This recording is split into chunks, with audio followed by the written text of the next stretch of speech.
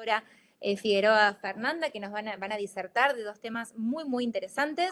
Así que los dejo con el doctor Dimas Farías, nuestro vicepresidente de la Sociedad Argentina de Cardiología. Bueno, yo soy la doctora Tinari María Belén, cardióloga también y expresidente del distrito.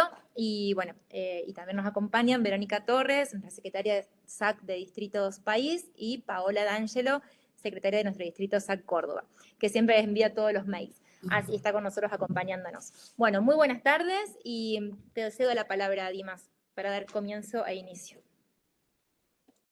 Buenas tardes a todos y gracias por la asistencia. Hoy tenemos un nuevo tema del capítulo de electrocardiografía. Ya pasamos a las arritmias cardíacas y en este caso nos vamos a concentrar en las bradiarritmias y los trastornos de conducción. Por un tema de horarios vamos a empezar por bradiarritmias, que lo va a presentar el doctor Jorge Figueroa, que es electrofisiólogo, médico del Sanatorio Allende y del Sanatorio de la Cañada, y nos va a hablar de las bradiarritmias.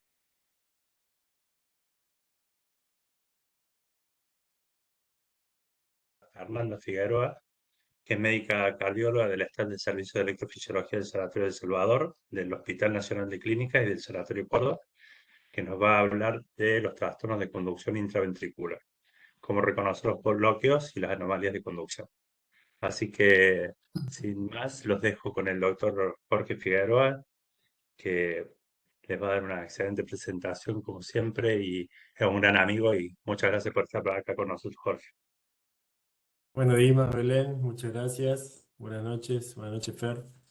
Antes de continuar, confirmame que se me escucha bien y que se ve la presentación. Perfecto. Se ve y se Perfecto. escucha. Y para todos, si quieren participar, pueden hacerlo a través del chat, que vamos a estar atentos a las respuestas. Y bueno, no podemos ver la cámara, no se puede prender en esta plataforma, pero sí el chat, así que pueden interactuar. Ok, perfecto. Bueno, como les decía, muchas gracias por la invitación. Ya hace varios años que venimos participando y la verdad que es un placer poder colaborar y participar. Agradecemos a los laboratorios que apoyan un poco el curso. El primer tema que vamos a desarrollar son las bradiarritmias. Y un poco para romper el hielo, vamos a empezar con algunos trazados que al principio simplemente voy a poner como opciones, pero al final me gustaría que entre todos podamos llegar a responder qué es lo que estamos viendo, que ese va a ser el objetivo un poco de la presentación, poder llegar al diagnóstico electrocardiográfico de las bradiarritmias. Entonces, en este primer trazado, que son tres, les plantearía cuál es su diagnóstico. Tenemos cinco posibilidades: un bloqueo sinoauricular, un paro sinusal, un VAB de segundo grado, un VAB completo paroxístico u otro diagnóstico. Por ahora no lo dejo abierto a opción, lo vamos a responder entre todos al final, pero probablemente si lo ven así rápido, ustedes ahora quizás que la mayoría de ustedes tengan alguna respuesta para dar, que veremos si al final la cambiamos después de la presentación.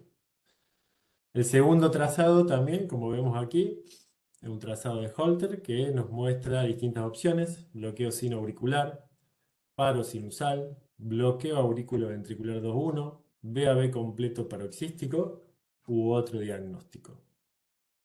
Pueden repasarlo, pueden ir anotando su opción y al final lo volvemos a discutir.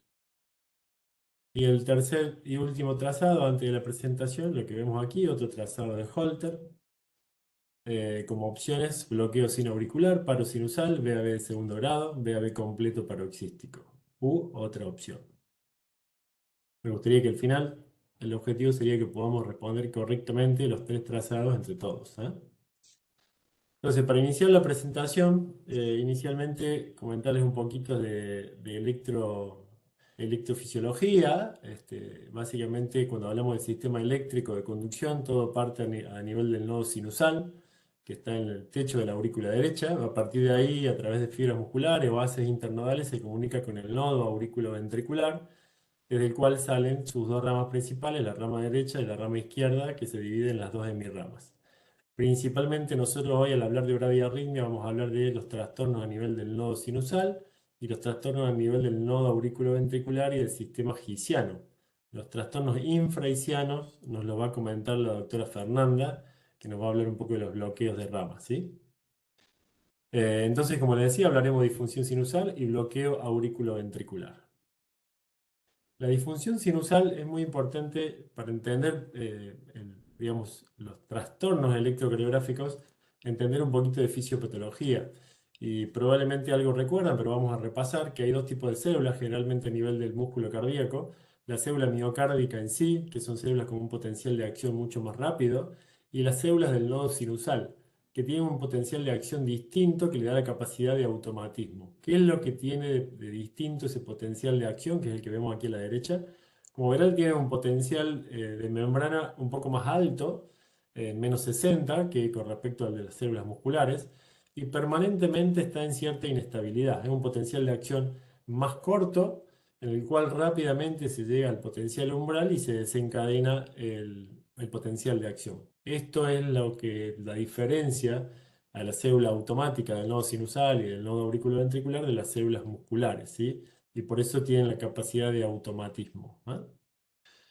Si hacemos esquemáticamente un diagrama de la aurícula, sobre todo para explicar la disfunción sinusal, que por ahí se cuesta un poquito más de entender que los bloqueos auriculoventriculares, si vemos aquí en gris estaría representada la aurícula derecha. En amarillo arriba estaría representado el nodo sinusal per se, que dijimos que está en el techo de la aurícula derecha, en la unión de la vena cava superior. Y vemos con una estrellita roja lo que serían las células P o pacemaker o las células de estimulación en realidad, que son las células que generan el latido cardíaco, ¿sí? Estas son las células que tienen la capacidad automática que veíamos recién. Por debajo de eso, antes de llegar a la aurícula, están las células de la unión, entre estas células P y el tejido muscular de la aurícula derecha propiamente dicha. En estos dos lugares es donde se van a producir los problemas o los trastornos eléctricos del nodo sinusal.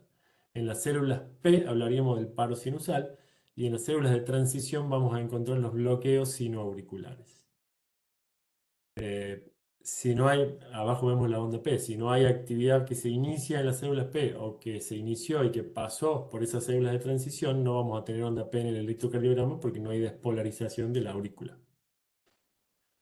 Esto parece de perogrullo, pero muchas veces lo confunden y hasta residentes avanzados confunden cuando hablamos de bloqueo sinoauricular con bloqueo auriculoventricular, ¿sí? No es lo mismo el bloqueo sinoauricular que el bloqueo auriculoventricular. Esto es muy básico, pero prefiero repasarlo para dejar bien claros ciertos conceptos, ¿no? Cuando hablamos del bloqueo sinoauricular, hablamos de bloqueos a nivel del nodo sinusal y los bloqueos auriculoventriculares a nivel del nodo auriculoventricular. La disfunción sinusal, entonces, como decíamos anteriormente, tenemos alteraciones en la formación del impulso y alteraciones en la conducción del impulso según dónde esté el problema, en estas células P o en estas células de transición, ¿sí? Y esto a su vez puede ser intrínseco, pueden ser trastornos intrínsecos, el más frecuente es la edad, otra frecuencia de estos es, por ejemplo, Chagas o enfermedades inflamatorias. O puede ser extrínseco, que también es muy frecuente, que tiene que ver con el sistema nervioso autónomo, que tiene mucha función en este nodo sinusal.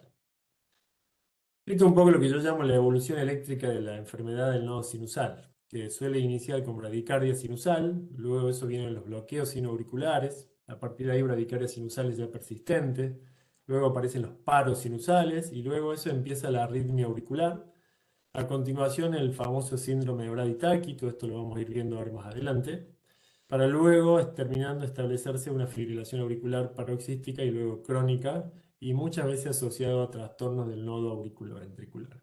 Puntualmente nosotros vamos a ver lo que está aquí en amarillo, que son los bloqueos sinoauriculares, los paros sinusales y el síndrome de Brady-Taki.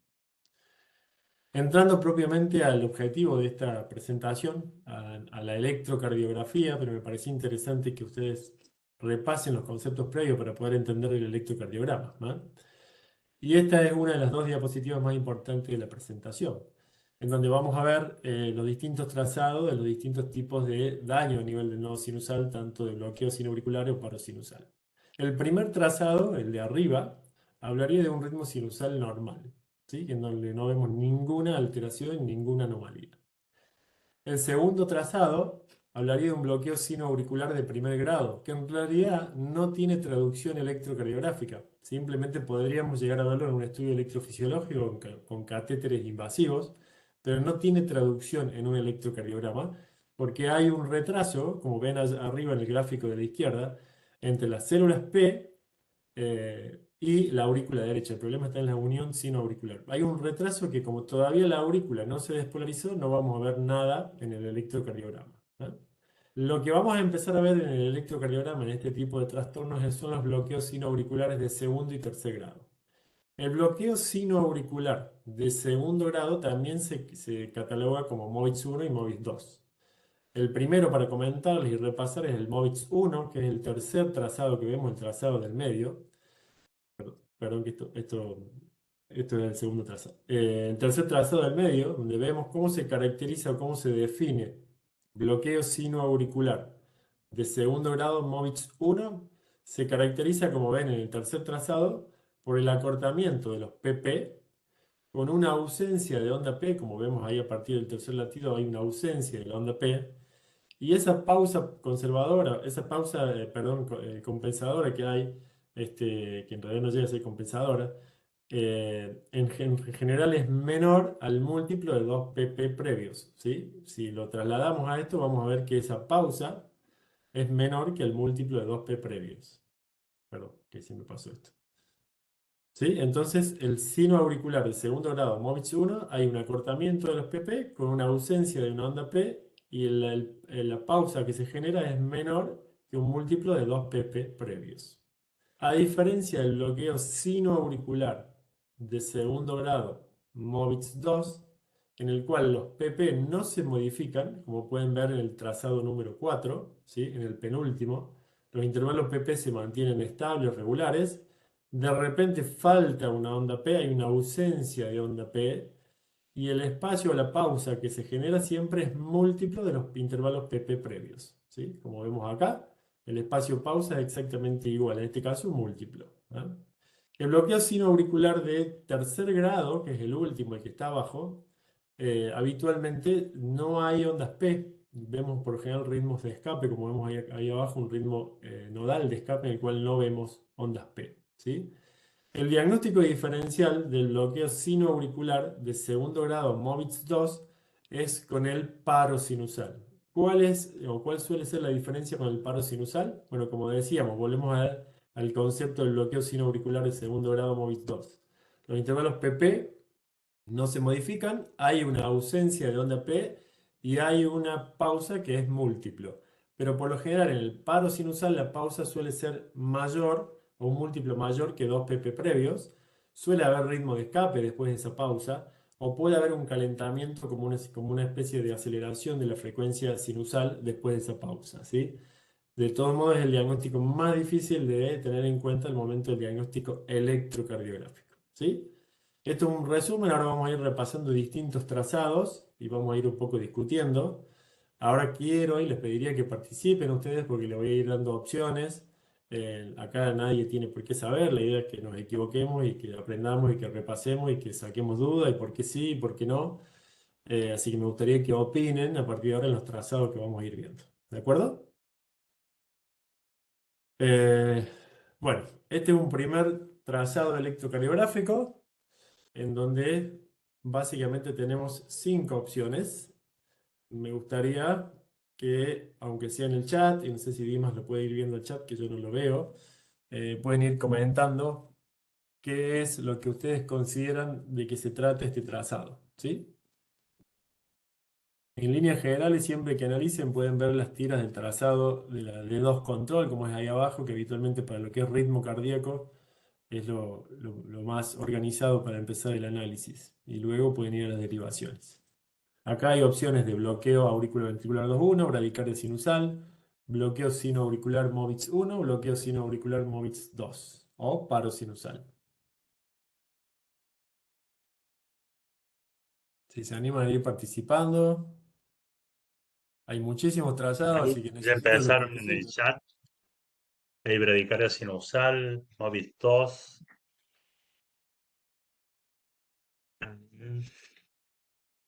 El que más dice es bradicardia sinusal, que es el que va ganando hasta ahora.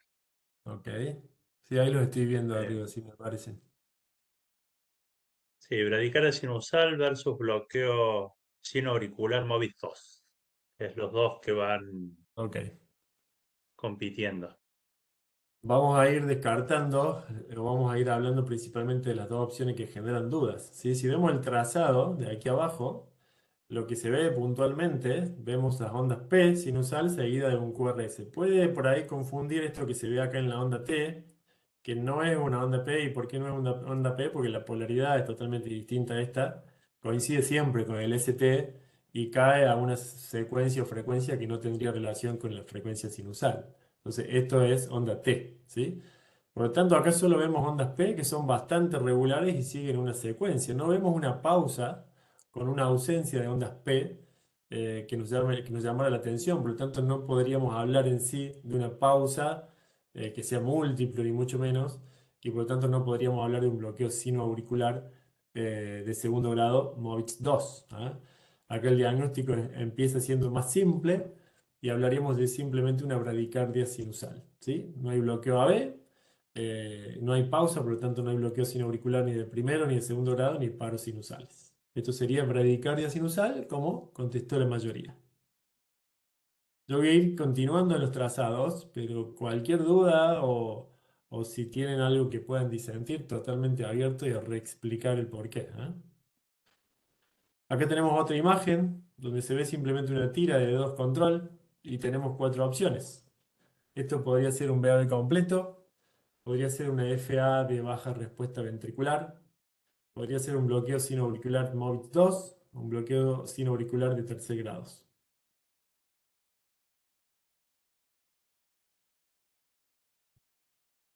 Esperamos que contesten por el chat, así participamos todos. La idea es que Anímense. contesten, no hay respuesta para estar equivocados, así que es para que participen y que aprendamos todos un poquito. Ahí contestan bloqueo sinoauricular de tercer grado, la gran mayoría.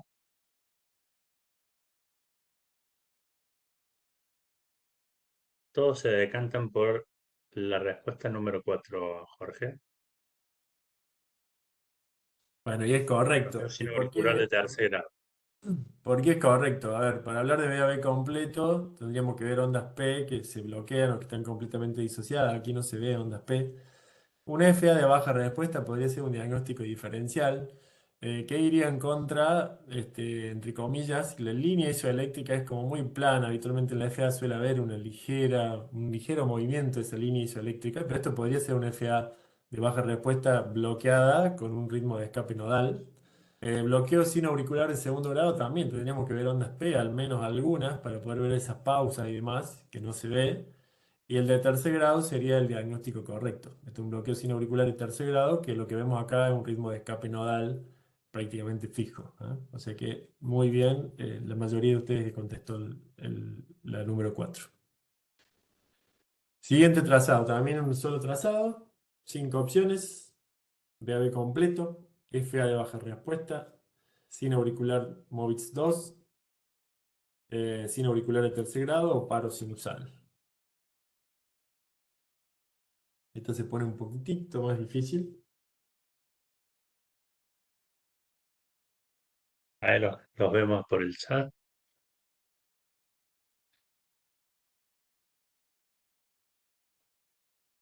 Aquí estamos un poco más divididos, estamos entre un Sí. paro Entre sinusal, la 3 y la 5. un bloqueo sinoauricular de MOVIX 2, la 3 y la 5. Sí, 3 y 5. Movis 2, 3, 3, 3. Sí, opción 3.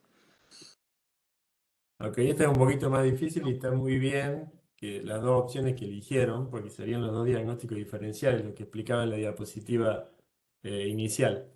Acá que vemos básicamente los intervalos PP que vienen medio fijos y de repente hay ausencia de onda P, con un ritmo de escape que es distinto al QRS nativo, por lo tanto, presión aquí un poco más bajo que nodal, y donde ya después no se ven ondas P, ¿sí?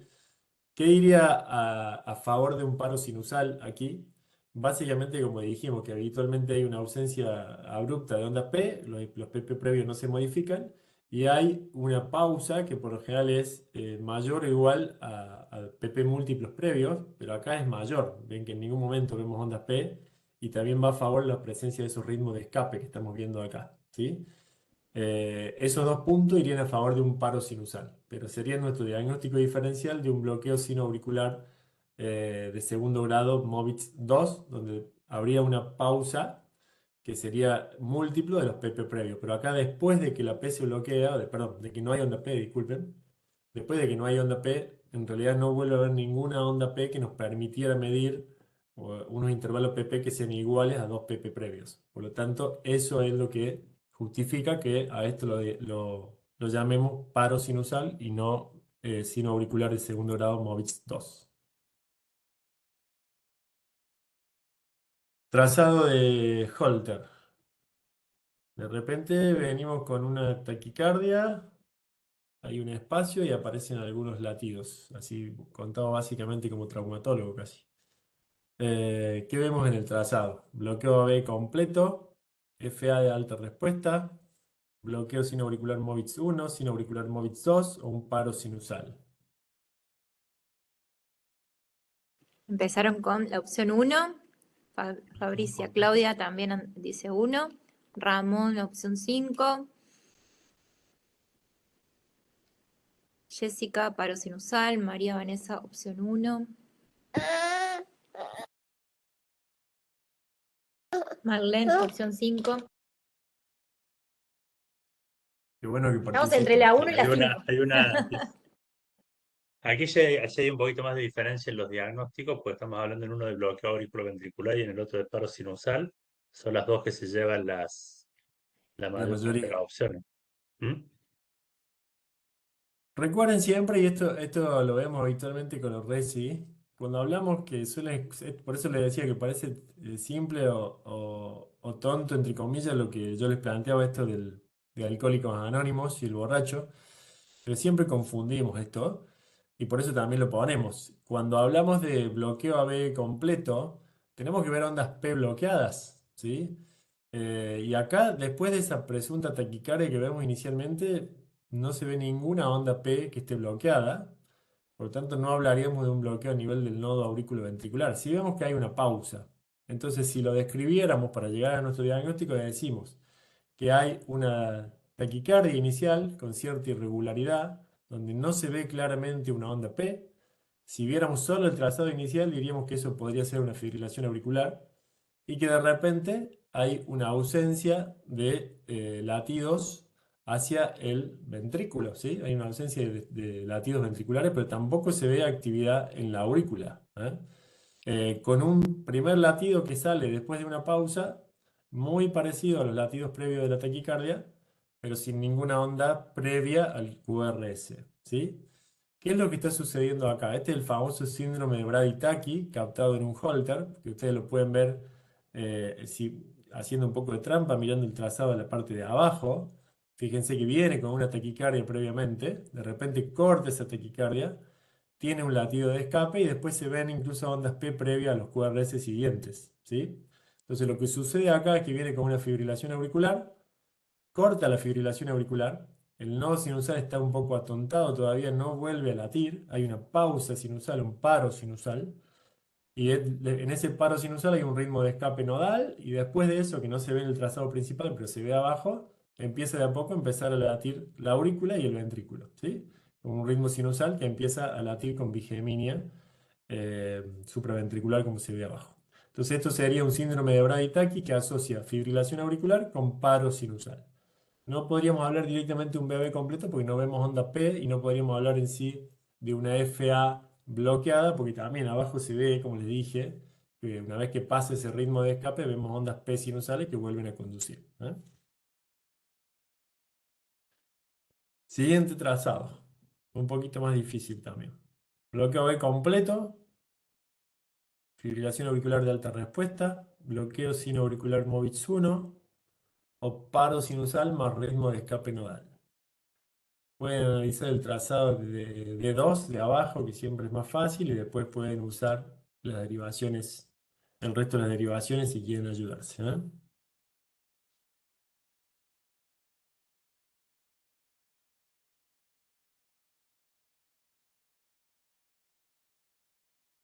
Vamos, que vienen participando bien, sin miedo a equivocarse, que acá estamos para repasar, simplemente es como para que me ayuden, ¿eh? Bueno, acá ya empezaron a contestar. Vamos por la bloqueo de completo. Un bloqueo sin auricular Movitz 1. Bloqueo de completo de nuevo.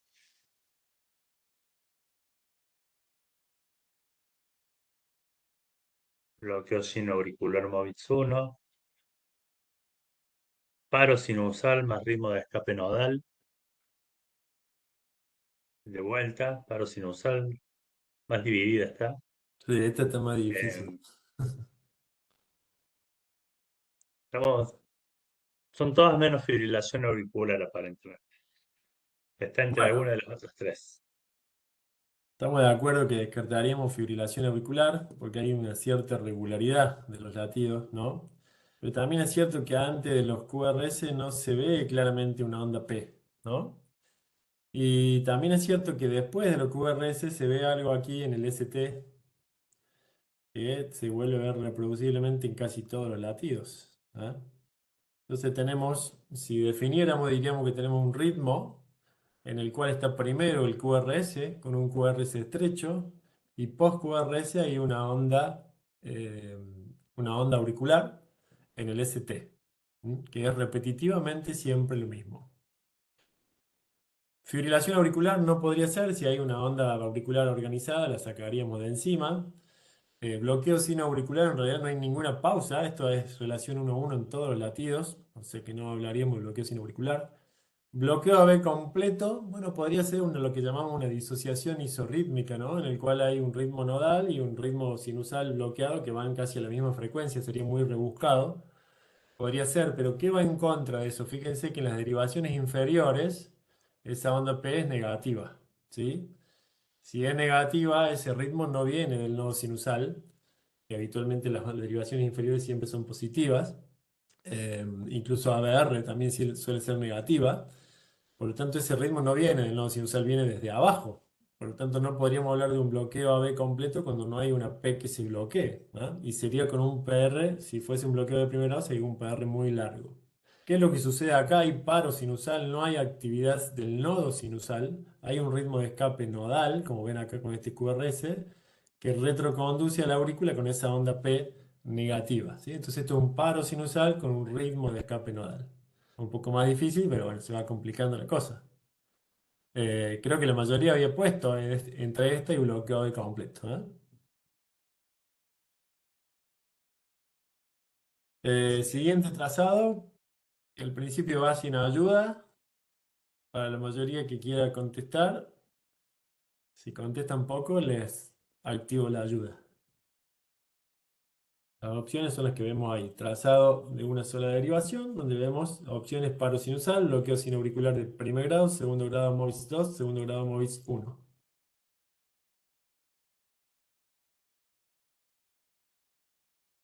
Bloqueo sin auricular de segundo grado Movitz 2 y 1. Movitz 2, el Movitz 1 la mayoría.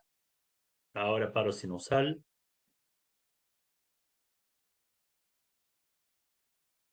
Paro sinusal. Bloqueo de segundo grado Movitz 1 y bloqueo de segundo grado Movitz 2. Bueno, Podemos poner la les activo ayudita. la ayuda. Pueden volver a votar si quieren. Activo la ayuda. O el que no votó, que se anime a votar. ¿Qué les pongo en la ayuda? Le pongo los tiempos de los intervalos PP que se ven en la imagen, ¿no? Para poder analizar esto de los bloqueos sin auriculares o los paros. Ahora la respuesta va migrando hacia la 3, que es bloqueo de segundo grado Movitz 2. Bloqueo sin auricular de primer grado.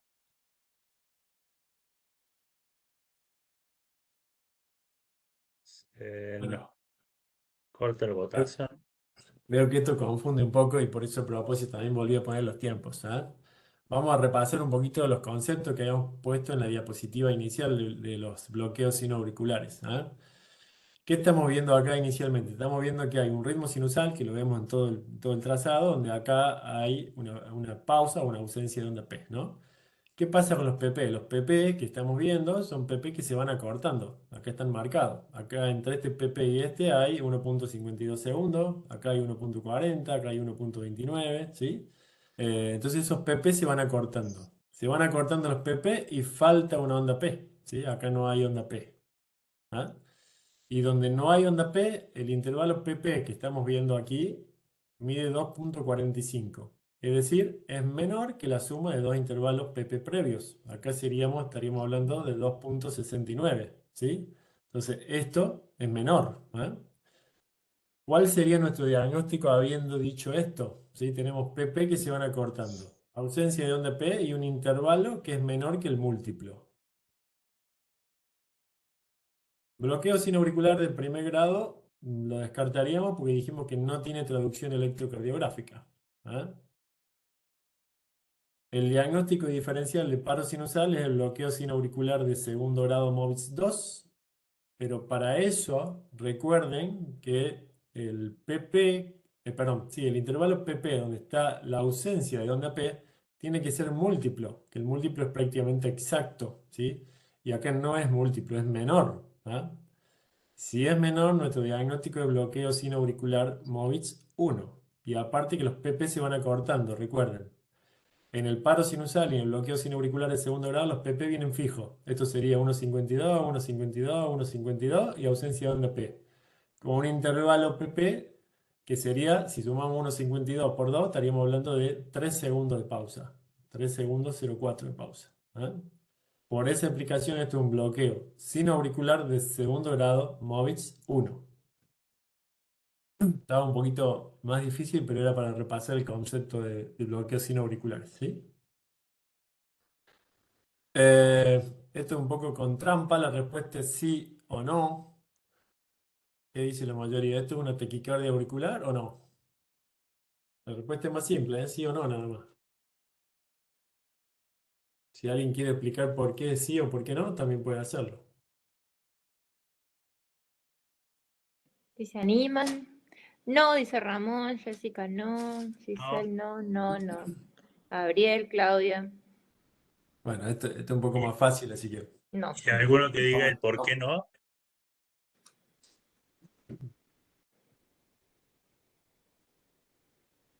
No, Celeste. No hay No hay taquicardia, taquicardia. dice Ramón. Sí. Perfecto, es la la primera. taquicardia,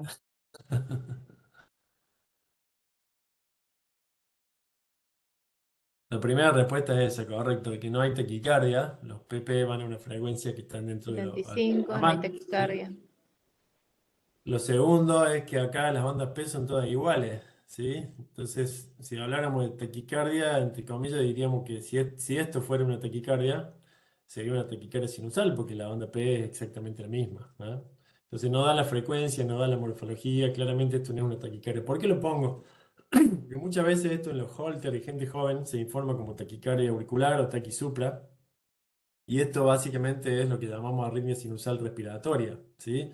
Es la variabilidad del ritmo cardíaco que tiene varias posibles causas, habitualmente es normal, la más común en gente joven es lo que hablábamos recién, arritmia sinusal respiratoria. Cuando inspiramos los PP se aceleran, cuando expiramos los PP se desaceleran. Hay otras causas como es la intoxicación digitálica o la ventrículofásica, que no voy a entrar en detalle para no confundirlos, pero quería que tengan el concepto ese de la arritmia sinusal, que eso no es ni una estrasístole supra, ni es una taquicardia auricular, ni nada, simplemente la variación del ciclo sinusal. Pasamos a la segunda parte, un poquito más fácil y por ahí más accesible, lo que más ven más frecuentemente, que son los bloqueos auriculoventriculares. ¿Hasta acá alguna pregunta de disfunción sinusal? ¿Algo que no hayan entendido, que quieran preguntar, que no haya sido claro? Pueden disentir en los dialectos, por supuesto. Todo bien, dice Lo voy a defender a muerte los trazados, pero pueden disentir. Muy claro, dice Claudia. Vamos bien, vamos bien. Bueno, seguimos segunda parte entonces, que son los bloqueos auriculoventriculares. ¿Ah? ¿Cuáles son las funciones del nodo auriculoventricular? Tenemos la conducción AB, es su principal función, pero bueno, así como es la conducción, es una zona de control de frecuencia cardíaca. Esto pasa y lo vemos en el ADT o el FA, nos permite controlar la frecuencia cardíaca y que el ventrículo no lata tan rápido. ¿Ah? Pero a su vez también tenemos que tener en cuenta que tiene la función de marcapaso subsidiario, tiene un potencial de acción un poquito más largo y por eso se despolarizan más lentamente que el nodo sinusal, pero cuando tenemos bloqueo aurículos ventriculares pueden haber latidos de la zona nodal o nodiciana que nos dan los famosos ritmos de escape, ¿no? En cuanto a las localizaciones de los bloqueos, hay bloqueos a nivel del nodo compacto en sí, que es lo que marcamos acá en la figura A. Hay bloqueos por debajo del nodo que se llaman infranodales o gisianos, ¿sí? Y hay bloqueos más bajos todavía que son en las ramas, que de esto puntualmente, que es el sexto, es lo que va a hablar Fernanda a continuación. Nosotros vamos a hablar de los bloqueos auriculoventriculares nodales o gisianos, ¿sí? Si vemos el esquema este, como veíamos aquí, del nodo auriculoventricular, ¿sí? Vemos rama derecha, rama izquierda, nodo AB. Los bloqueos pueden ser a nivel del nodo, como decíamos, o a nivel del GIS. ¿Eh? Y le pongo el dibujito del alcohólico anónimo, recuerden, simplemente para resaltar de que estamos hablando de dos cosas distintas, bloqueos sinoauriculares, bloqueo auriculoventriculares, lo más frecuente. Nuevo esquema para repasar detenidamente y luego vamos a los ejemplos y trazados. ¿Ah? El bloqueo AB de primer grado sí tiene traducción electrocardiográfica y básicamente se traduce por un intervalo PR que habitualmente es mayor a 200 milisegundos. Hay distintas definiciones que van entre 180 y 220, pero el punto habitual que usamos todos, 200 milisegundos. ¿Sí? Cuando este intervalo PR está prolongado, habitualmente de forma fija y sin ausencia sin que haya una ausencia de un QRS, hablamos de un bloqueo auriculoventricular de primer grado. ¿Sí? Luego tenemos los de segundo grado, que básicamente acá tenemos dos tipos de bloqueo de segundo grado, el famoso MOVITS 1 y el famoso MOVITS 2. ¿Cuál es la diferencia entre uno y otro? El MOVITS 1, como pueden ver, los intervalos RR, ¿sí? Se van acortando. Los intervalos PR se van prolongando, cada vez más largo el PR, se van prolongando, y hasta que hay una onda P que no conduce. Y el primer intervalo PR que vuelve a conducir, habitualmente es más corto que el último que condujo antes de la P bloqueada. ¿Sí? Todo eso es lo que llamamos como criterios de Benkeback, que ahora luego lo volvemos a repasar en otra diapositiva. ¿Sí? Entonces los RR se van acortando, el PR se va prolongando, hay una P que no conduce y el primer PR que vuelve es más corto que el último conducido. ¿Eh? El de segundo grado, MOVITS 2, el PR puede estar alargado de forma fija o no, pero no hay variabilidad, no es que se va modificando el PR, los intervalos de RR tampoco se modifican, hasta que hay una onda P que se bloquea súbitamente sin conducir. ¿Mm? Y el intervalo PR primero que vuelve después de esa P bloqueada es prácticamente igual que el último que ha conducido. Esto es lo que hablamos como bloqueo de segundo grado, MOVITS 2. Y el bloqueo B de tercer grado, el bloqueo B completo, es aquel en el cual no hay conducción de las ondas P hacia los QRS. Fíjense que acá los QRS siguen un ritmo que va totalmente disociado de las ondas P. ¿Sí? Las ondas P van cayendo en cualquier momento y los QRS van disociados de las ondas P. ¿Sí? No hay una relación aurículo-ventricular. ¿Esto se entiende? El concepto de los bloqueos B de los tres niveles. Así pasamos luego a los trazados. ¿Alguna duda, alguna pregunta de esto? Oh, hasta ahora vienen contando que se entendió muy bien.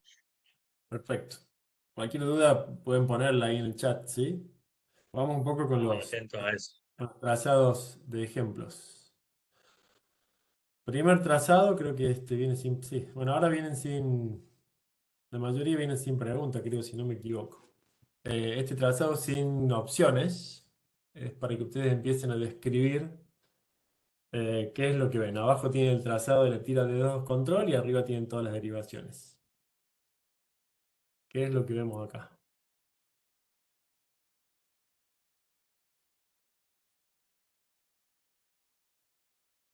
Ahora sin opciones están escribiendo poco, ¿eh? Leemos en el chat.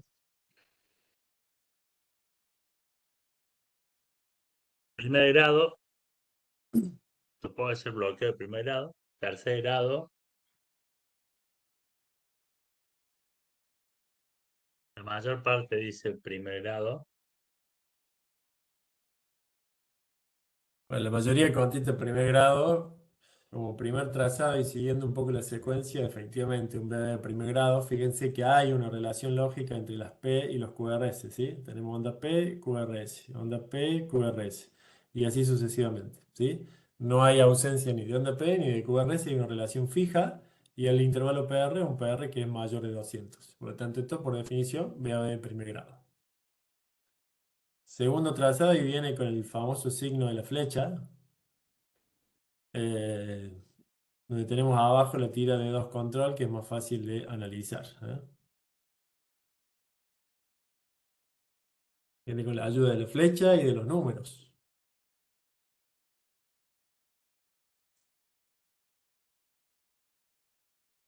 Empezamos con segundo grado Movitz 1, segundo grado Movitz 2, Movitz 1, segundo grado a secas, no, segundo grado 1, Bueno, un poco la duda que veo que surge es entre uno y 2, ¿sí? 1 y Movitz 2. 1 y Movitz 2, segundo grado Movitz 1 y Movitz 2. Mientras van sumándose las respuestas, ¿qué vamos viendo acá? Vemos que hay una P y un QRS, y acá el número nos va midiendo un poco el intervalo PR. Acá mide 300, acá mide 350, acá mide 400, acá mide 430. Hay una P que se bloquea y hay un intervalo PR que vuelve a conducir a 240. Esto es lo que hablábamos recién de los criterios de Bangkok. Los PR se van prolongando, los RR se van acortando, hay una P que no conduce y el primero que vuelve es un PR más corto que el último conducido. Esto es lo que hablábamos acá y lo dejo para que repasen después de la charla si les queda, cuáles son los criterios de Bangkok. ¿Mm? Seguimos con este trazado. ¿Tiene preguntas? Sí. Eh, Pregunta y con ayuda. Esto es un bloqueo auriculoventricular 2.1 y la pregunta es si el bloqueo acá es a nivel del nodo para ustedes o es a nivel del GIS. Y si alguno se anima a decir por qué. Pueden responder nodo, GIS y por qué el que se anime. ¿Qué vemos acá? Onda P. Acá vemos QRS. Acá vemos onda P. No hay QRS. Acá hay onda P. Y acá hay QRS. Bien, veo que En Gisela se respuesta anima a va poniendo contestar. nodo, GIS porque el QRS es ancho,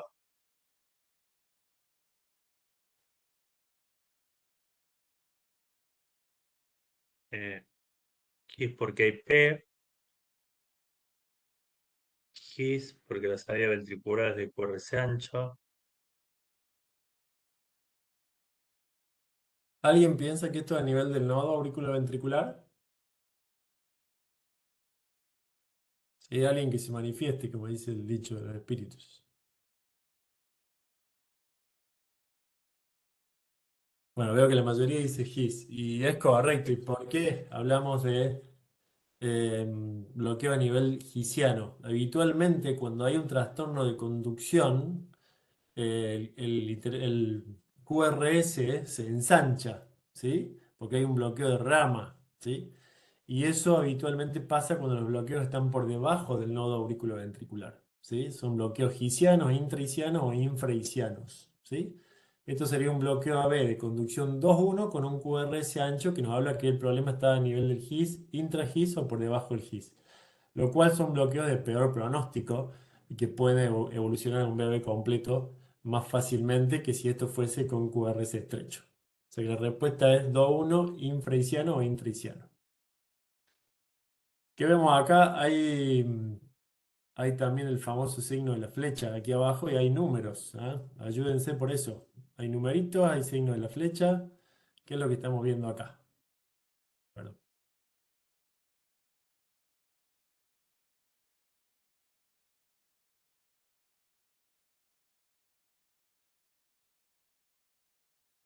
Bloqueo de segundo grado MOVIS 2.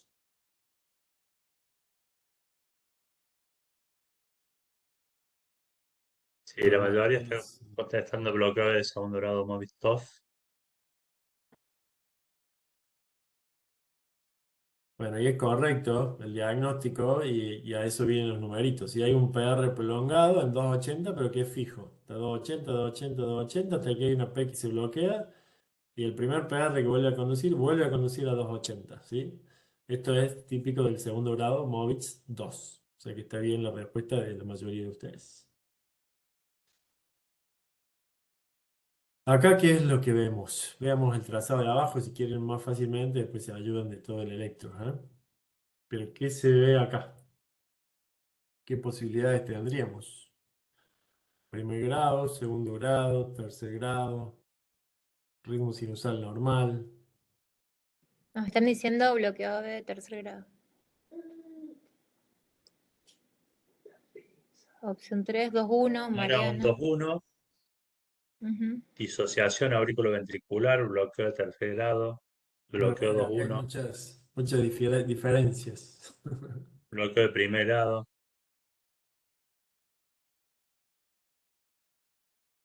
Inicialmente vemos, mirando el trazado de abajo, vemos QRS que van a una frecuencia relativamente lenta, ¿no? Como para decir que esto es un ritmo sinusal 1-1, está en una frecuencia lenta, lo cual nos habla de una bradicardia. Si vemos las ondas P, acá vemos onda P, y acá vemos QRS, con un PR que está ahí al límite tirando a largo, hablaríamos casi de un BAB de primer grado si viéramos solo este latido, ¿no? Pero acá, al final de la onda T, hay una onda P metida, que es de la misma morfología, es exactamente igual que esto, ¿sí? Como lo vemos, se ven todas las derivaciones, lo pueden ver acá, lo pueden ver en B1, se ve mucho más clarito, acá tienen la onda P y acá tienen la otra onda P. Acá también se ve en B2, ¿sí? Entonces, básicamente hay dos ondas P por cada QRS, ¿sí? Esto sería un bloqueo auriculoventricular 2-1 con un QRS estrecho, entre comillas estrecho porque no es tan estrecho, pero no es tan aberrante como el que veíamos anteriormente. Probablemente esté un poquito por debajo del nodo B a nivel gisiano, porque tiene una morfología que podría ser a nivel gisiano. Esto es un bloqueo B 2-1, no sería primer grado, no estaría disociado porque hay una relación 2-1 entre esas ondas P y el QRS. Me quedé con la duda de cómo se vería si el bloqueo es a nivel del nodo AB. Si el bloqueo es a nivel del nodo AB, por lo general, a ver, el diagnóstico final y definitivo sería por ahí con un estudio electrofisiológico, pero por lo general, la mayoría de los bloqueos del nodo AB tienen un QRS estrecho, ¿sí? Los latidos conducidos conducen con un QRS estrecho. Y los bloqueos que están por debajo del nodo AB conducen con un QRS ancho o aberrante, como veíamos en el trazado anterior. ¿Qué vemos aquí? Bueno, esto es más de lo mismo y respondiendo un poco a lo que estábamos hablando recién, ¿sí? Un PR largo, acá hay una P que se bloquea, un PR largo, acá hay una P que se bloquea, con un QRS acá ya sí claramente aberrante, ¿no? La imagen de bloqueo de rama derecha. Este sería el 2-1 infraiciano o intraiciano que hablábamos como diagnóstico diferencial, a diferencia del anterior. ¿Qué vemos aquí? ¿Cuál es su diagnóstico y qué harían? Si pueden responder en una frase, diagnóstico, por ejemplo, no les quiero decir para no ayudarlo, pero en dos palabras decir qué es lo que vemos acá y qué harían ustedes.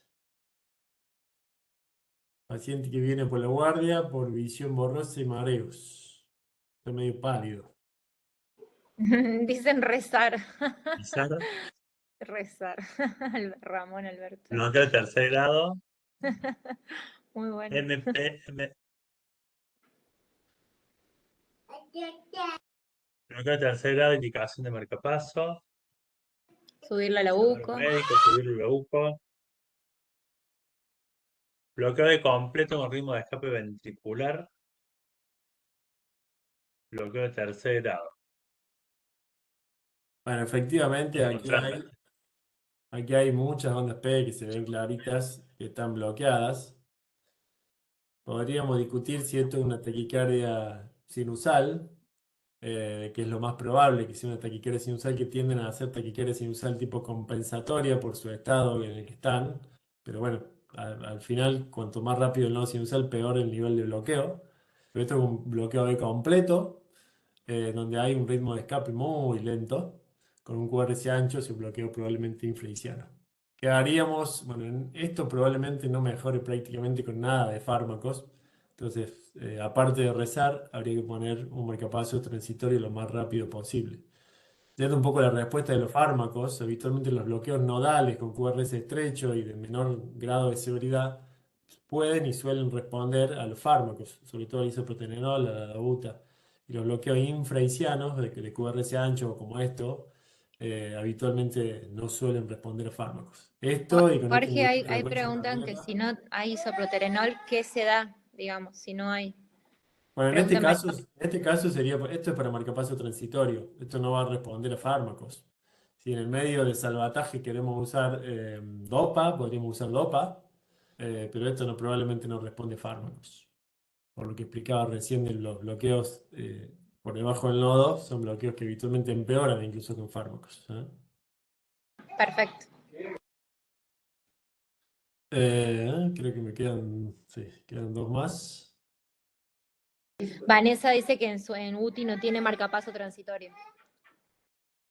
Es raro que en una UTI no haya transitorio, ¿no? Deberíamos tener. ¿En dónde estás, María Vanessa? ¿O en qué lugar? ¿O que nos puedas contar un poquito? En Lobos, dice.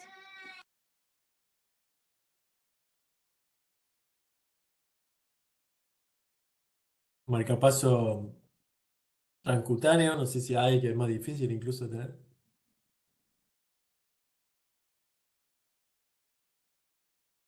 Siguiente trazado, ¿qué es lo que vemos acá? Segundo grado Movitz 1, segundo grado Movitz 2, tercer grado 2-1 con Wolf. Está difícil este. Gisela dice opción 4. 2-1 con Wolf. Con Wolf, sí. Isadora también.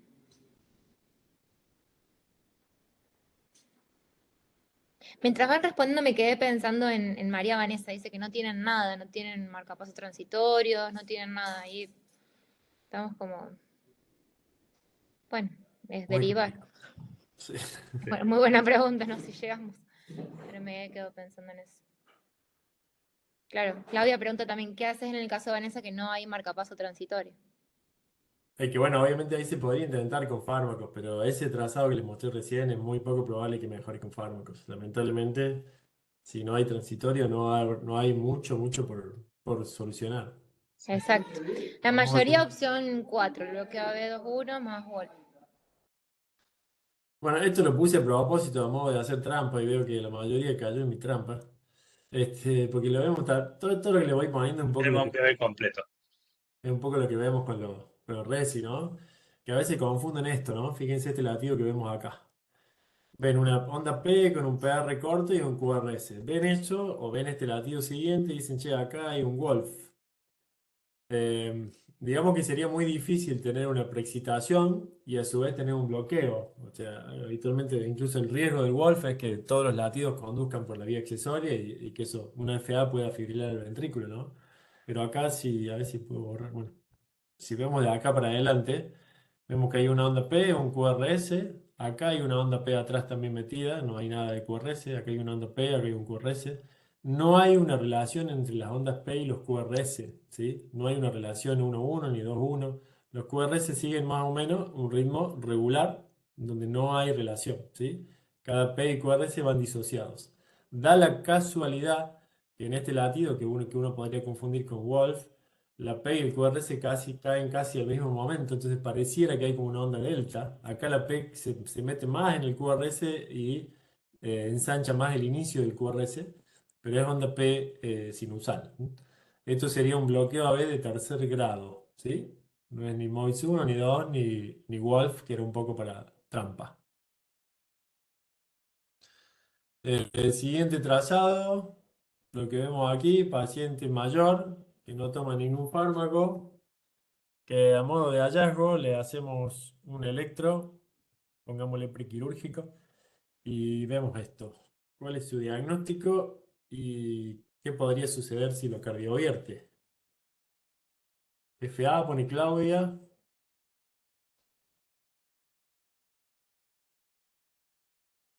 Plater.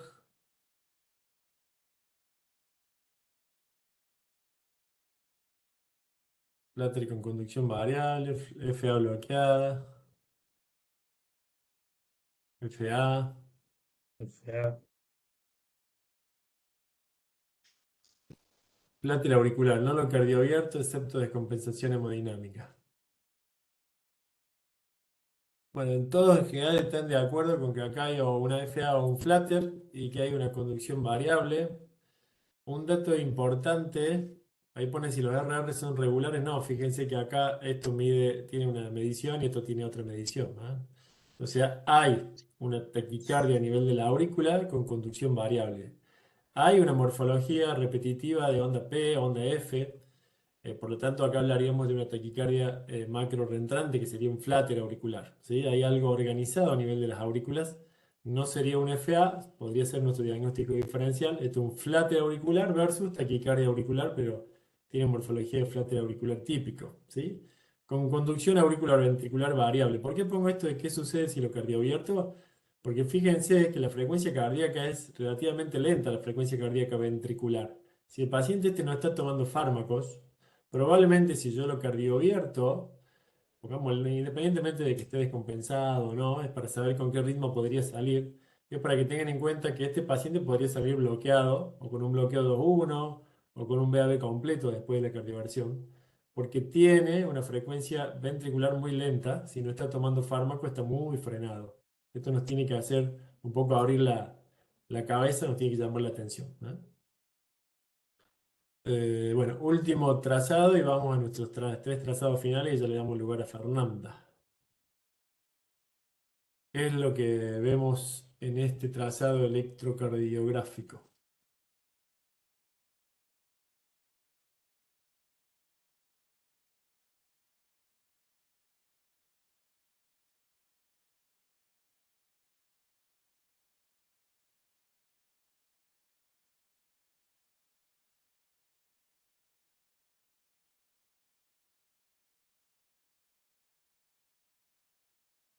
se nos acabaron las respuestas. Está medio difícil.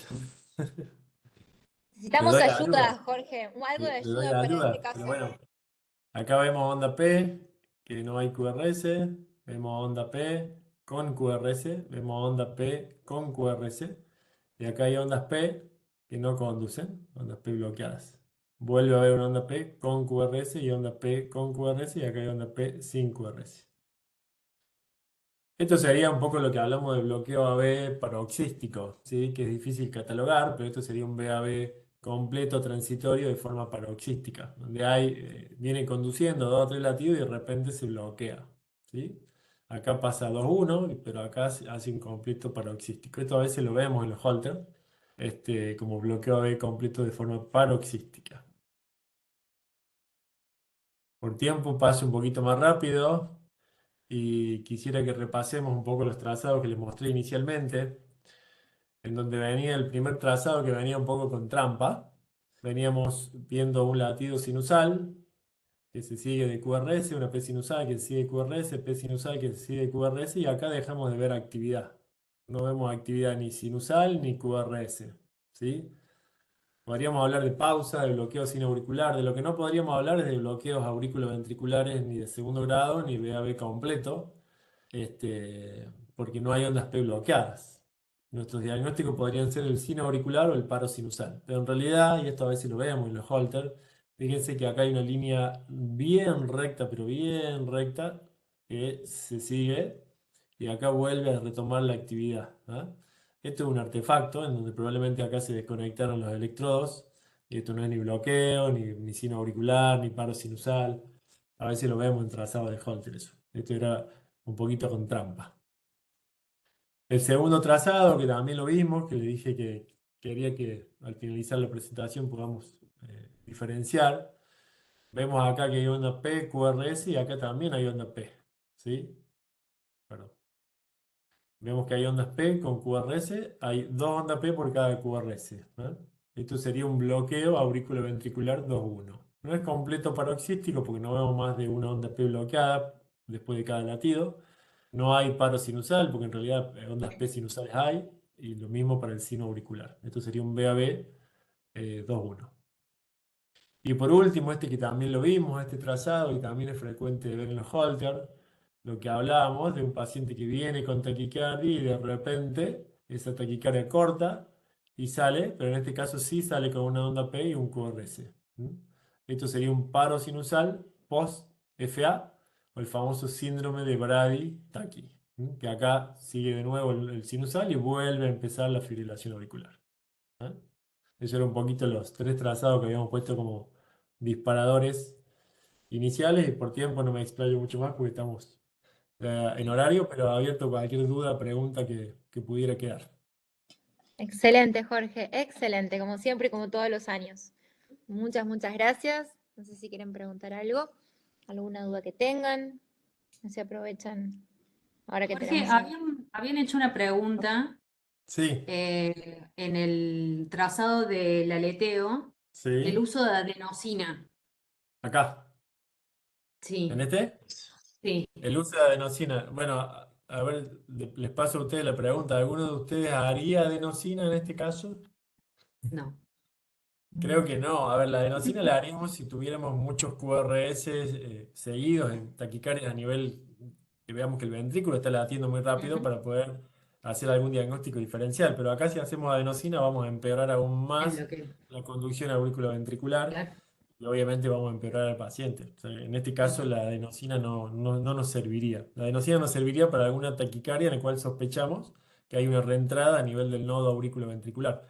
Pero acá lo que hay es una macro reentrada a nivel de la aurícula, no a nivel del nodo Ujú, auriculoventricular. Por lo tanto, la adenosina empeoraría a este paciente. ujú. Gracias, Fer.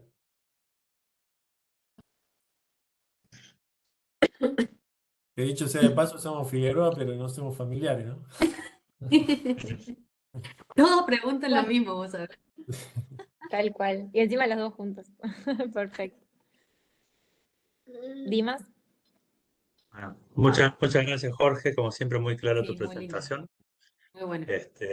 Y muy bueno para hacer una clara diferenciación del nivel de los bloqueos y no confundir bloqueos sin auriculares con bloqueos auriculoventriculares. Estuvo muy buena la dirección de la clase. Así que gracias por compartir tu sabiduría con nosotros. ¿M? Y muy clara la Gracias a explicación. ustedes. Y perdón que lo voy a abandonar porque tengo un viaje, por eso pedí adelantar la presentación. Así que te agradezco, Fer, y le agradezco a ustedes la invitación. Y lo dejo con Fer la segunda parte. ¿Ah? Muchas gracias. Gracias, Jorge. Muy buen Gracias, viaje y Jorge. gracias Gracias, como Jorge. siempre. Muchas gracias. Gracias, hasta luego. Bueno, y ahora vamos a pasar a esta segunda parte de la presentación, que vamos a hablar de los bloqueos, eh, los trastornos de conducción, que son bloqueos que están en el sistema de conducción por debajo, donde estuvimos viendo los trazados anteriores. Y en esto nos va a ayudar un poco la doctora Figueroa, que la conozco desde chiquita. Vamos a intentar. Están justo las dos compañías de residencia aquí y ahora están dando excelentes disertaciones en todos lados. La verdad que un orgullo tenerte con nosotros, Fer.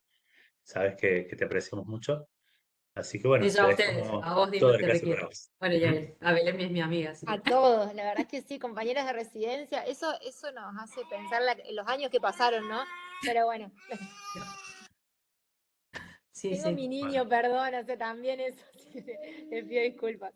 Pero bueno, Comparto. qué lindo estar todos juntos. Adelante, Fer. ¿Puedo, puedo compartir? vamos a compartir nomás.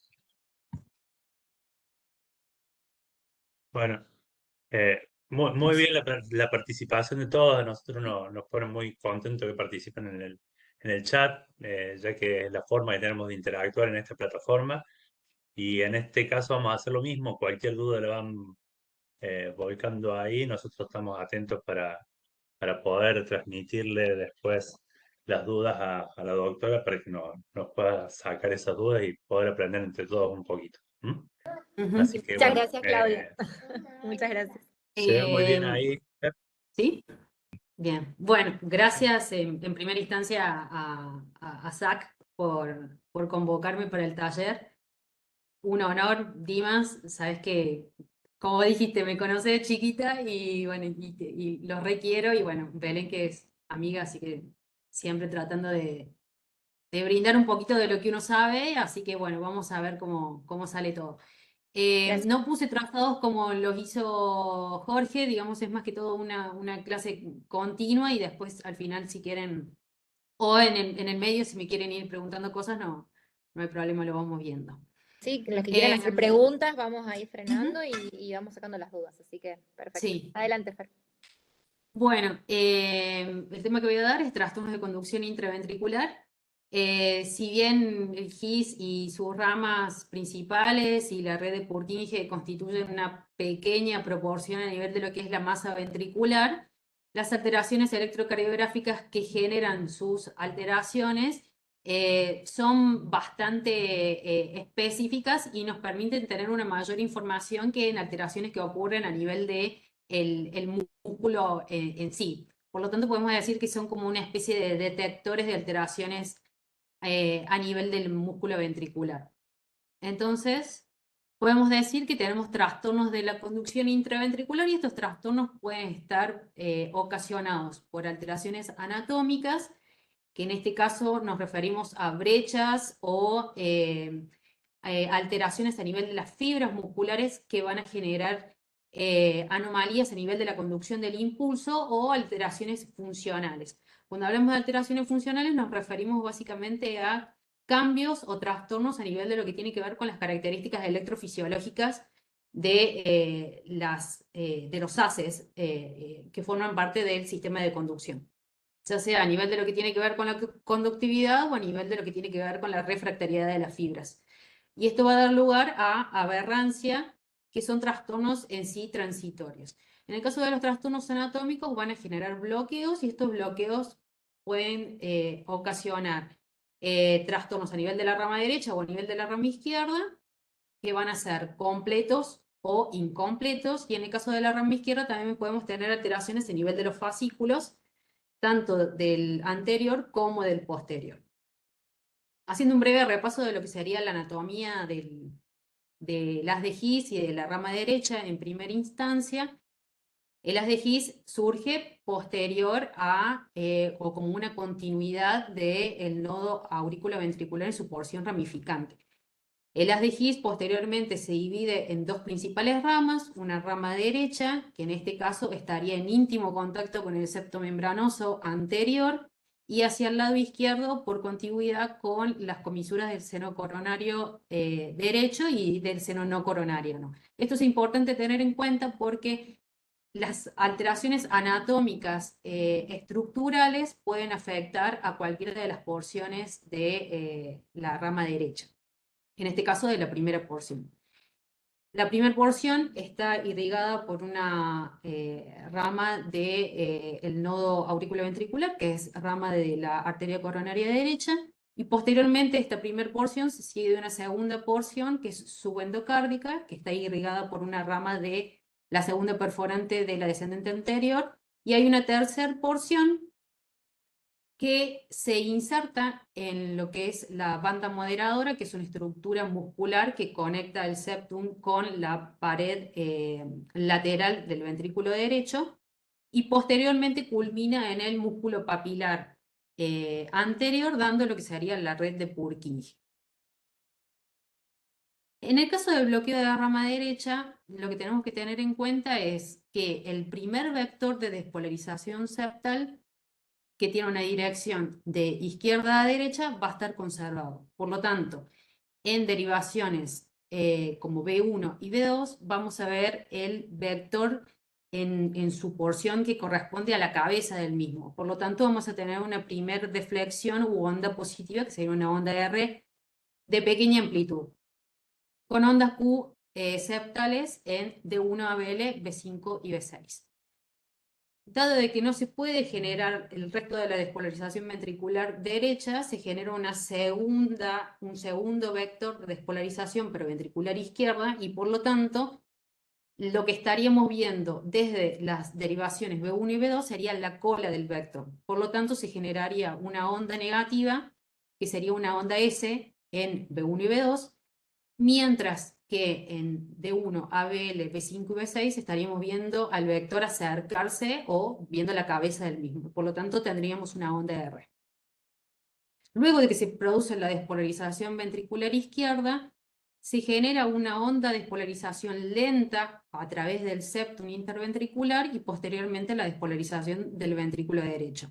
Esto generaría una onda positiva R' en B1 y B2, porque estaría viendo la cola la cabeza del vector, y a nivel de D1, ABL, B5, B6, estaríamos viendo el vector alejándose y por lo tanto estaríamos viendo una onda S profunda.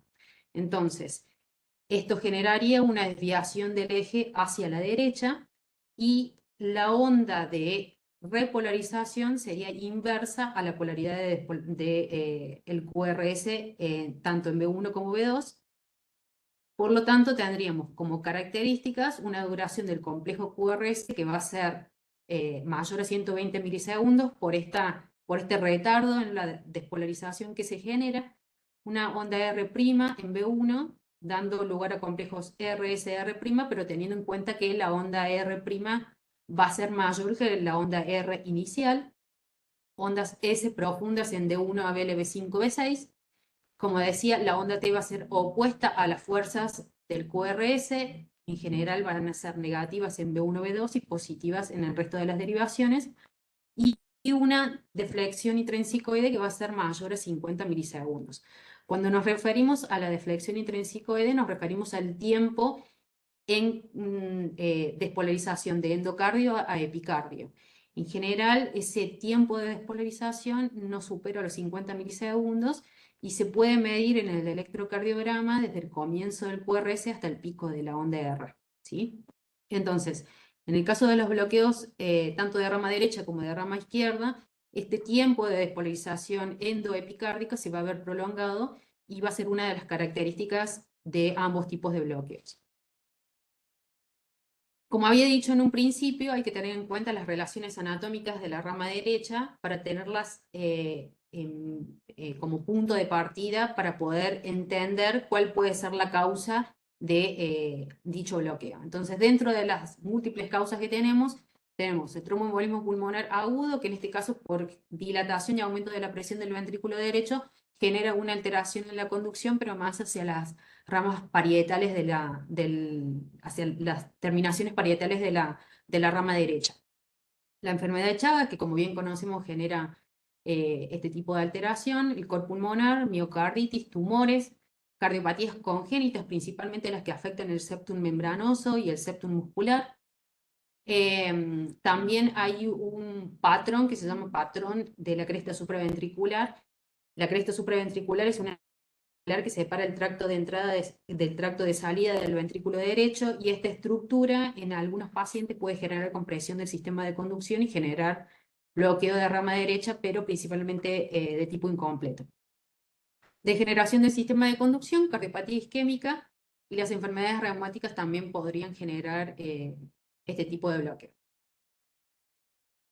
Como dije en un principio, también podemos tener bloqueos incompletos de rama. En el caso del bloqueo incompleto de rama derecha, que también puede ser conocido como bloqueo de rama derecha de primer grado, de acuerdo a la clasificación de Valles de Luna, tiene características similares a las que encontramos en el bloqueo de rama derecha, con la salvedad de que la duración del QRS es inferior a la del bloqueo completo, entre unos 110 y 120 milisegundos.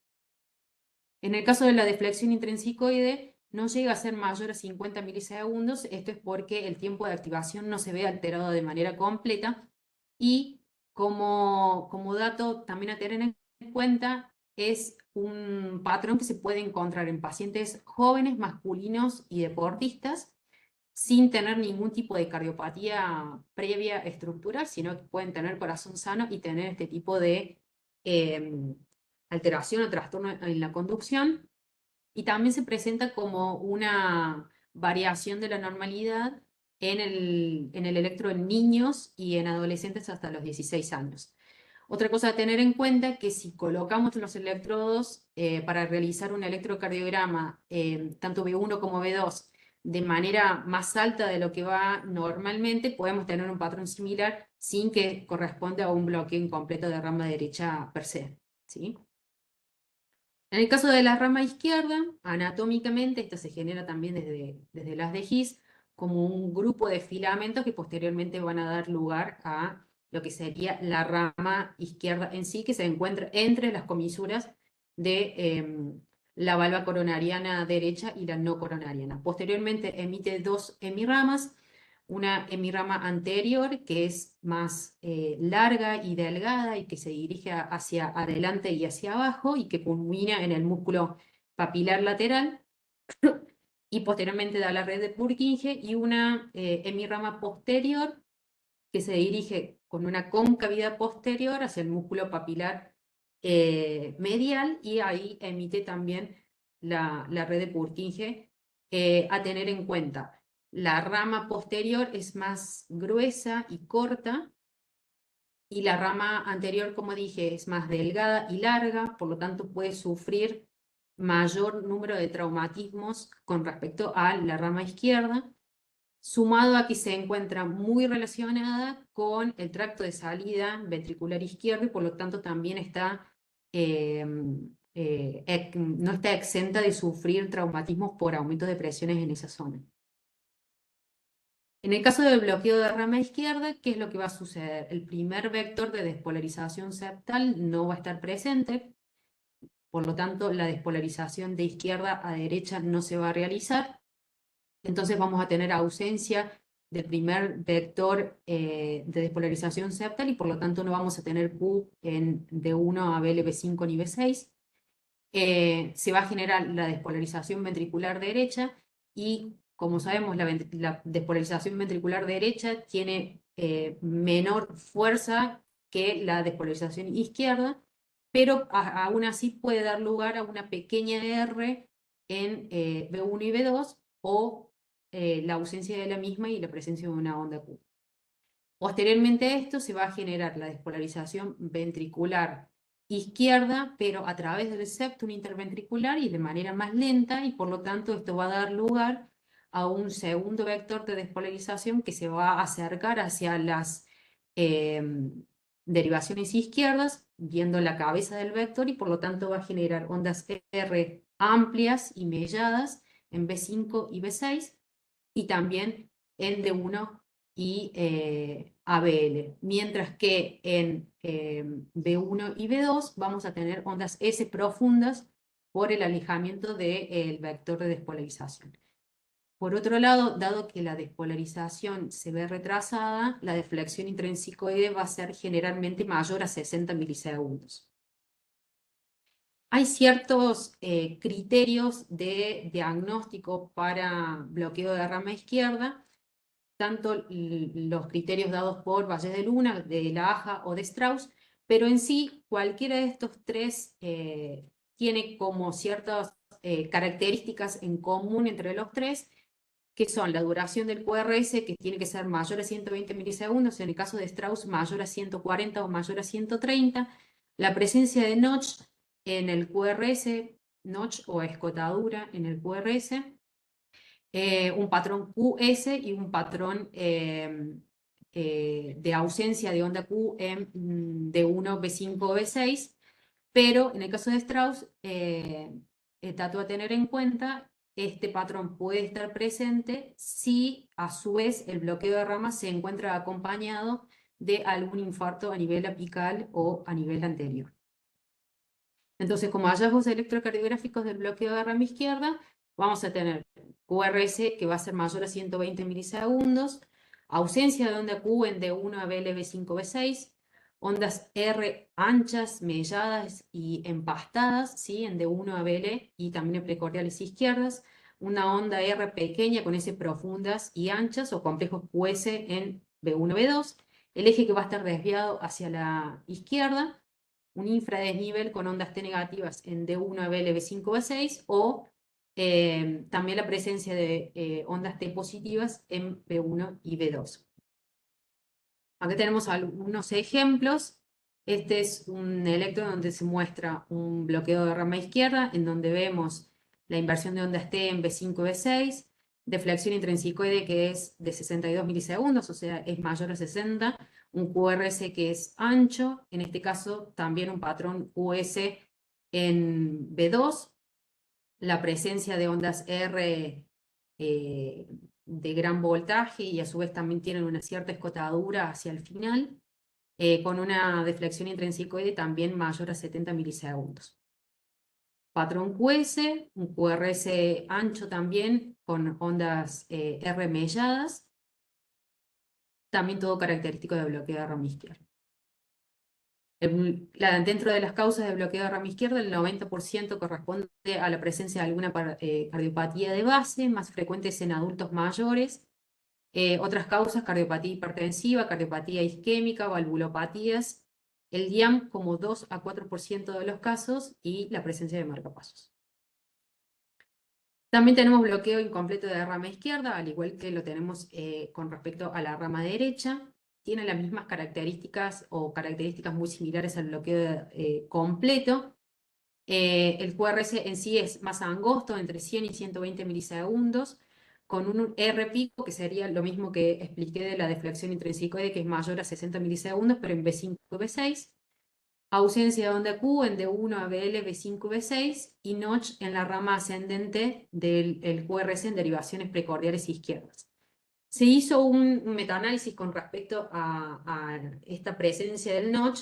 Se valoran pacientes con bloqueo incompleto de rama izquierda, perdón, con distintos tipos de comorbilidades, y se vio que la presencia de notch tenía una progresión a bloqueo de rama izquierda completo entre un 27 y un 35% de los casos. Esto es importante tenerlo en cuenta para hacer un diagnóstico precoz del bloqueo y tenerlo en cuenta como progresión hacia un bloqueo completo. En el caso de los hemibloqueos, la rama anterior, la hemirama anterior de la rama izquierda, generaría un impulso que despolarizaría tanto el septum como la pared anterior y superior del ventrículo izquierdo. Cuando se genera un bloqueo a nivel de la hemirama anterior, la despolarización tiene que proveerse desde la hemirama posterior, lo que genera una despolarización hacia adelante con una rotación posteriormente antihoraria del eje, dando lugar a un eje que se iría a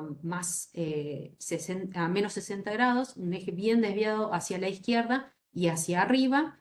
Por lo tanto, vamos a tener la presencia de pequeñas ondas R y ondas S profundas en cara inferior, y a nivel de 1 ABL, B5 y B6 vamos a tener complejos UR. Entonces, a tener en cuenta, si bien hay una clasificación de hemibloqueos anteriores por Rosenbaum, que son 4 tipos, acá nos vamos a centrar nada más que en el tipo 1 o estándar, en donde tiene un eje que es menor a 60 grados, complejos QR en ABR, la presencia de Q en D1 y S en D3. A tener en cuenta, la S en D3 en general suele ser más profunda que la S en D2. Hay ausencia de Q en precordiales izquierdas, pero sí en precordiales altas, y las R' en precordiales altas, en donde vamos a ver que la R en B2 y en B3 suele ser de mayor voltaje que la R en B1. Como en el ejemplo que estamos viendo aquí, podemos ver que en B2 y en B3 tenemos complejos RS, en donde la R en estos dos complejos es mayor que la R que vemos en B1. A su vez, también tenemos complejos RS en cara inferior, y lo que también podemos tener en cuenta es que la onda S en D3 es más profunda que en D2, característico del hemibloqueo anterior izquierdo. En el caso del hemibloqueo posterior izquierdo es menos frecuente que el anterior, suele estar asociado al bloqueo de rama derecha. Es poco frecuente y siempre hay que descartar causas secundarias de desviación del eje. En este caso, la despolarización septal se va a dar desde la hemirama anterior, y esto va a generar que se desvíe posteriormente, porque la onda de despolarización se va a ir hacia la derecha y hacia atrás, va a generar un eje bien desviado hacia la derecha en más de 120 milisegundos, con la presencia de onda S en D1 y presencia de Q tanto muy pequeñita en D2 como en D3, como se puede ver aquí en la imagen.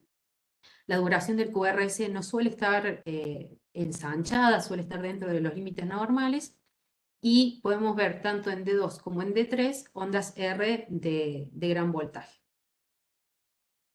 Podemos tener también bloqueos bifasciculares. Esto corresponde a una asociación que sería la presencia de un bloqueo de rama derecha con un hemibloqueo en algunas de las dos hemiramas, ¿sí? Entonces podemos tener bloqueo de rama derecha acompañado de hemibloqueo anterior izquierdo o bloqueo de rama derecha acompañado de hemibloqueo posterior izquierdo.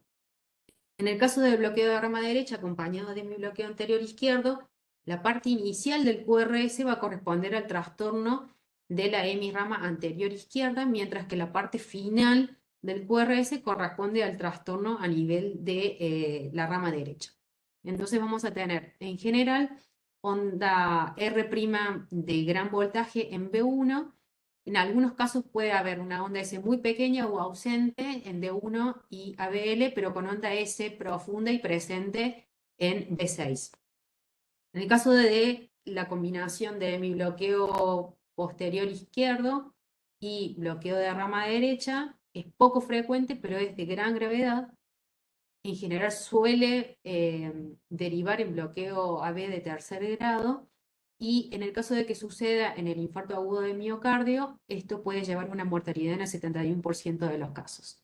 El eje está bien desviado hacia la derecha, y al igual de lo que sucede con el anterior bloqueo bifascicular, en este caso la primera porción del QRS se corresponde al trastorno de la hemirama posterior, y la parte final del QRS se corresponde al trastorno que sucede a nivel de la rama derecha. Entonces vamos a tener ondas S bien de gran voltaje en B1, y la presencia de complejos de tipo RS en D1 y ABL, ¿sí? Con S que suelen ser profundas, y en precordiales también podemos encontrar complejos RS, pero en casos aislados también podemos encontrar complejos con S única. Un caso especial y particular es el bloqueo de rama disfrazado o enmascarado estándar. Es la presencia de un bloqueo de rama derecha con un bloqueo de alto grado a nivel de la rama izquierda, ¿sí? Entonces vamos a tener características de bloqueo de rama izquierda en el plano frontal en el electrocardiograma, con ese que puede ser inferior a un milivoltio o inexistentes en D1 y ABL, e imagen de bloqueo de rama derecha en el plano horizontal, con R bien alta en B1. Más raro puede ser la presencia de un enmascarado estándar disfrazado en derivaciones precordiales, que se caracteriza por la ausencia de S directamente en B5 y B6. Tiene mayor progresión a bloqueo AB completo, de acuerdo a la clasificación de Valles de Luna, en un 59%, y se asocia en general a ciertas cardiopatías como insuficiencia cardíaca, miocardiopatías evolucionadas, arritmias ventriculares y fibrilación auricular. Este es un ejemplo en donde vemos en derivaciones en el plano frontal y en las derivaciones en el plano precordial, en donde podemos ver en uno de los planos una imagen que es más correspondiente a lo que sería un bloqueo de rama izquierda, mientras que en precordiales vemos imagen que corresponde más a un bloqueo de rama derecha. En este caso, de la misma manera. Entonces, esto a tener en cuenta, la progresión a bloqueo AB completo es básicamente porque se genera una alteración en ambas ramas principales del GIS, ¿sí? Entonces, si bien lo que más prima o lo que más se puede ver en el electrocardiograma es la alteración a nivel de la rama derecha, viéndolo en el plano frontal, la alteración en la rama izquierda nos haría pensar que esto va a progresar rápidamente un bloqueo AB completo. Cuando hablábamos de aberrancia, que decíamos que era uno de los trastornos que podemos encontrar a nivel de la conducción, pero básicamente funcionales, son trastornos transitorios que se basan en alteraciones electrofisiológicas de las fibras que constituyen los haces y posteriormente las ramas. Estas alteraciones se pueden deber a un potencial de membrana que está reducido en el momento de la activación o una reducción en la capacidad de respuesta. Principales causas o principales motivos por los cuales podemos tener aberrancia pueden ser los bloqueos en fase 3, tanto fisiológicos como patológicos, y los bloqueos en fase 4. Una de estas formas particulares es el fenómeno de Ashman, que lo vemos principalmente en pacientes con fibrilación auricular, en donde hay una presencia de un periodo refractario de la rama aún presente en el momento en el que llega el próximo estímulo. Entonces, vamos a tener intervalos RR largos, seguidos de intervalos RR cortos, y esto es lo que va a dar lugar a un bloqueo de rama posterior, que en general la rama que más se afecta es la rama derecha. Esto sucede, como decía, porque en el ciclo anterior la rama ya quedó refractaria y en el próximo ciclo, que es más corto que el anterior, la rama se encuentra refractaria en el momento en el que llega el estímulo. Entonces se genera el bloqueo posterior de la misma. Puede haber momentos en donde hay aberrancias sucesivas, ¿sí? Y puede haber aberrancia única posterior a esta refractariedad. Entonces acá, por ejemplo, tenemos una imagen donde tenemos ciclos largos y un posterior ciclo corto, y se observa un bloqueo de rama que se genera posteriormente al mismo, que es transitorio, como lo vemos, ¿sí? Entonces, para culminar, cosas a recordar: los trastornos de conducción pueden deberse a alteraciones en las propiedades electrofisiológicas o en las propiedades anatómicas. Los bloqueos anatómicos pueden ser completos o incompletos. En el caso de los incompletos, también pueden llamarse bloqueos de primer grado. Es importante tener en cuenta la presencia de cardiopatía estructural. Puede haber múltiples causas de bloqueo de rama y fasciculares, por lo tanto es importante tener en cuenta las relaciones anatómicas tanto de la rama derecha como de la rama izquierda, y también del GIS. Y también por el otro lado es importante recordar las características electrocardiográficas de cada uno de los trastornos para poder hacer un diagnóstico correcto cuando tengamos el electrocardiograma presente. Eso sería todo. No sé si hablé muy rápido. Gracias, Fernando, muy clara la exposición. Si hay alguna duda, para que la puedan volcar en el chat.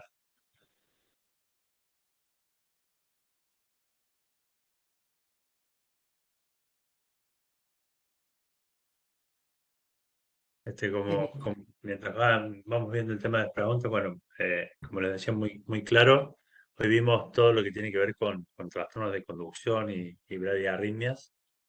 Este, y la clase que viene vamos a pasarnos para el otro lado para ver las taquiarritmias. Así que en estos dos módulos vamos a tener en cuenta toda la parte de las arritmias cardíacas, ya dejando atrás lo que vimos en el anterior de cardiopatía isquémica, de crecimientos ventriculares y la clase inicial que había sido de electronormal. Así que con esto estaríamos cubriendo un buen abanico de los trastornos que podemos diagnosticar con el electrocardiograma, que es una de las principales herramientas que tenemos en el consultorio de cardiología. Muchas gracias, Fer, muchas gracias. No sé si hubo preguntas en el público. Esta pequeña última parte.